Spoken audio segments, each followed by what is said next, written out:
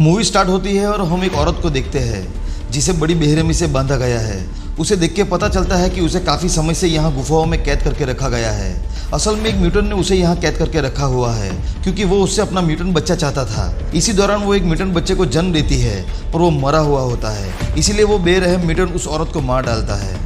इसके बाद हमें ये बताया जाता है कि 2 साल पहले एक अमेरिकन फैमिली गलती से रॉन्ग टर्न ले लेती है और वो मिलिट्री एरिया के सेक्टर 16 में पहुंच जाती है, जहां उस फैमिली के साथ काफ़ी भयानक हादसा होता है।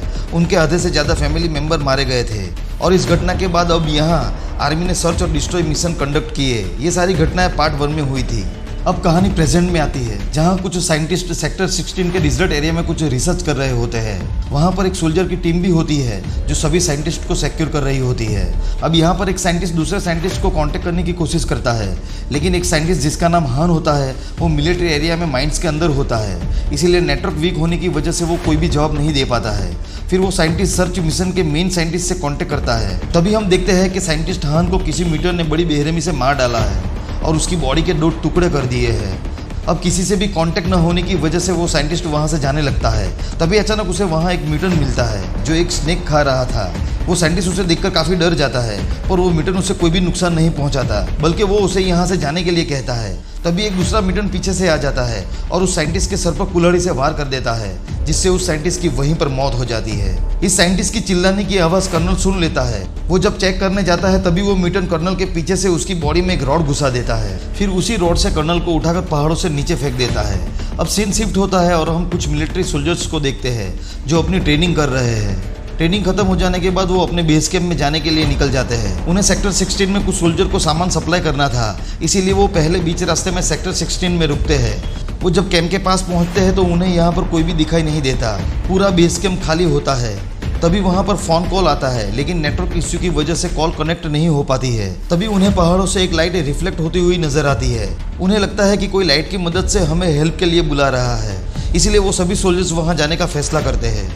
अब उन सोल्जर्स का लीडर जिसका नाम सार्ज है वो अपने 2 सोल्जर्स को सेक्टर 16 में छोड़कर बाकी सभी सोल्जर के साथ अपने सर्च मिशन पर निकलता है। जो 2 सोल्जर्स यहाँ पर रुकते हैं उनमें मेल सोल्जर का नाम नेपोलियन और फीमेल सोल्जर का नाम एम्बर होता है। इन दोनों को यहाँ इसलिए छोड़ा गया था क्योंकि अगर यहाँ कोई आता है तो वो सभी सोल्जर्स को इन्फॉर्म कर सके।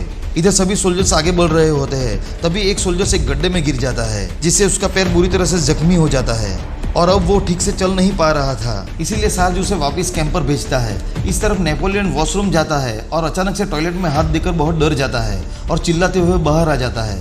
जब एम्बर टॉयलेट में चेक करती है तो यहाँ टॉयलेट में एक आदमी होता है। वो दोनों मिलकर उस आदमी को बाहर निकालते हैं। ये आदमी वही साइंटिस्ट था जो उस सर्च मिशन का हिस्सा था, जिसे म्यूटेंट ने बड़ी बेरहमी से मार के टॉयलेट में मरने के लिए छोड़ दिया था।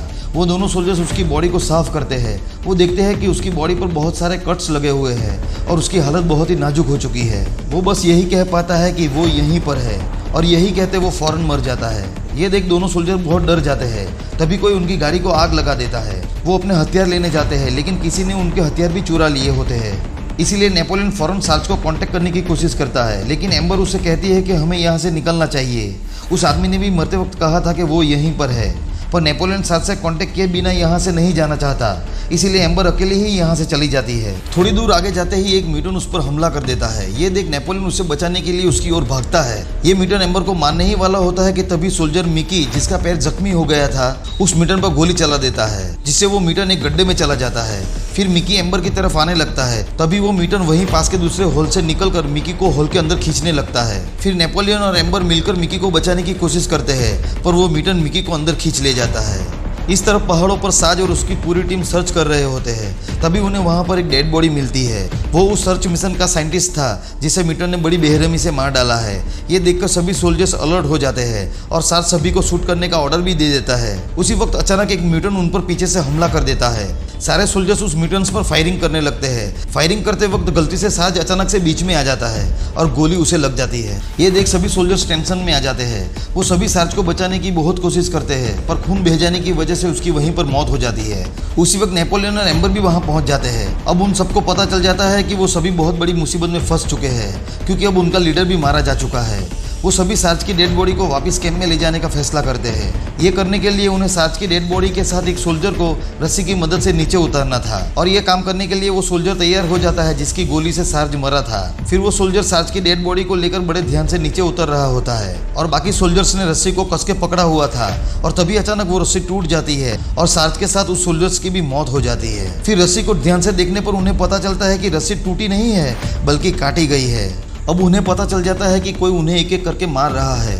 फिर वो सभी पहाड़ों से नीचे उतरते हैं। रास्ते में उन्हें कर्नल मिलता है जो बहुत बुरी तरह से जख्मी था। ये सभी सोल्जर उसे पूछते हैं कि आखिर यहाँ क्या चल रहा है, ये सब कुछ कौन कर रहा है, क्यों कर रहा है और अब यहाँ से बाहर कैसे निकला जाए। कर्नल उन्हें बताता है कि यहाँ से सिर्फ माइंस के जरिए बाहर निकला जा सकता है, पर ये इतना आसान नहीं है क्योंकि वो म्यूटेंट जैसे ही तुम्हें देखेगा तुम सबको मार डालेगा। साथ में वो ये भी बताता है कि वो लड़कियों को ब्रीडिंग के लिए अपने साथ ले जाएगा। ये सुनकर सभी सोल्जर्स गुस्से से पूछते हैं कि फिर हम कैसे बचेंगे। जिसके बाद कर्नल एक ही वर्ड बोलता है, सिंपल, और ये कहते ही वो खुद को शूट कर देता है। इसके बाद एम्बर और मिसी अकेली बैठी होती है। वो इसलिए बैठी होती है क्योंकि ये म्यूटेंट को मारने के लिए बिछाया हुआ एक ट्रैप था। तभी एक म्यूटेंट उन्हें पीछे से पकड़ने की कोशिश करता है और सभी सोल्जर्स अंधाधुंध फायरिंग कर देते हैं और वो म्यूटेंट वहीं पर अपना दम तोड़ देता है। लेकिन दूसरा म्यूटेंट आकर मिसी को उठा के ले जाता है। बाकी सभी सोल्जर्स मिसी की चिल्लाने की आवाज़ सुनकर माइंस तक आ पहुंचते हैं। उनमें से एक सोल्जर अपनी जान जोखिम में डालना नहीं चाहता था, इसीलिए वो अकेला ही वहां से चला जाता है, पर उसकी ये गलती उसे भारी पड़ जाती है। वो जैसे ही पहाड़ों से नीचे उतरने की कोशिश करता है तभी एक म्यूटेंट आकर उसका हाथ ही काट डालता है और उसे पहाड़ों से नीचे गिरा कर मार डालता है। इस तरफ वो सभी माइंस में काफी आगे निकल आते हैं। तभी नेपोलियन और एम्बर पानी में नीचे गिर जाते हैं और बाकी लोगों से अलग हो जाते हैं। इस तरफ म्यूटेंट ने मिसी को कैद करके रखा हुआ होता है। फिर वो उसे एक सीक्रेट रूम में ले जाता है और उसके साथ जबरदस्ती करने की कोशिश करता है, लेकिन मिसी उसकी जीभ काट लेती है। पहले वाला म्यूटेंट एम्बर को पकड़ लेता है। तब नेपोलियन एक पत्थर से उसके सर पे बार बार वार करके उसे मौत के घाट उतार देता है। तभी एक दूसरा म्यूटेंट वहां आता है जो अंधा था। वो उनकी स्मेल से पता लगाकर उनकी तरफ बढ़ता है। उससे बचने के चक्कर में नेपोलियन और एम्बर एक बेसमेंट में गिर जाते हैं। इस बेसमेंट में एक और म्यूटेंट पहले से ही मौजूद था। इस म्यूटेंट का नाम हैंसेल होता है, जिसको हमने मूवी की शुरुआत में देखा था। वो दूसरे म्यूटेंट की तरह नहीं होता, वो एक अच्छा म्यूटेंट होता है। वो उन दोनों से कहता है कि तुम दोनों यहाँ सुरक्षित हो। इस तरफ बाकी सोल्जर्स भी आ रहे होते हैं। तभी वो अंधा म्यूटेंट उनकी स्मेल से उनका पता लगाकर उस पर फायरिंग करने लगता है, लेकिन वो सोल्जर्स उस म्यूटेंट को मार डालते हैं। फिर नेपोलियन उन सोल्जर्स को अपने पास बुला लेता है। फिर हैंसेल इन सभी को बाहर के रास्ते ले जाने लगता है। वो जब दूसरे कमरे में पहुंचते हैं तब उन्हें वहां पर बहुत सारी डेड बॉडी दिखाई देती है और साथ में इंसानों के कई कटे हुए बॉडी पार्ट्स भी रखे हुए होते हैं, जिनमें से इनके टीम मेंबर भी थे।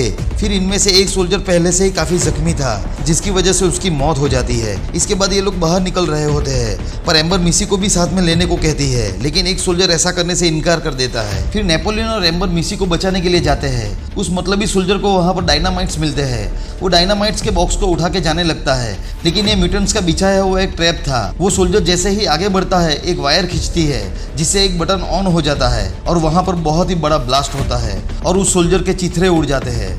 इस तरफ नेपोलियन और एम्बर मिसी को ढूंढते ढूंढते एक बेसमेंट में आ जाते हैं। वहां उन्हें एक और म्यूटेंट मिलता है जिसने सोल्जर के कपड़े पहन रखे थे। वो इन दोनों पर हमला करने लगता है, पर ये दोनों उसे भी मार डालते हैं। फिर वो दोनों अंदर जाते हैं जहां उन्हें मिसी बंधी हुई हालत में मिलती है। वो दोनों जल्दी से उसे छुड़ाते हैं और वहां से बाहर निकलते हैं। तभी अचानक म्यूटेंट्स का बाप हेड्स आकर इन पे हमला कर देता है। एम्बर हेड्स को शूट करती है, लेकिन गोली उसके सर पर लगकर चली जाती है और उसके सर से थोड़ा मांस निकल के बाहर गिरता है। फिर नेपोलियन एक रॉड उसके आर पार कर देता है, लेकिन वो मरने का नाम ही नहीं ले रहा था।